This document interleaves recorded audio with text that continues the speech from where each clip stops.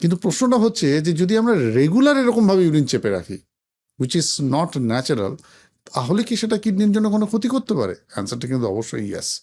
যদি প্রত্যেক দিন আপনি এই ব্লাডারের ক্যাপাসিটি যতটা, তার থেকে অনেক বেশি একে ওভারট্রেন করান, মানে ধরে রাখতে হবে ইউরিন, আপনি ইচ্ছে করে যাচ্ছেন না বা কাজের প্রেশারে যেতে পারছেন না, এরকম চলতে থাকলে একটা ব্লাডারে ইউরিনে একটা স্ট্যাসিস হয়। অবভিয়াসলি আমরা ব্লাডার ইউরিনে ইভাকুয়েশনের আর্চটা কেন আসে? কারণ পিরিয়ডিক্যালি যাতে ব্লাডারটাকে আমরা এমটি করতে পারি।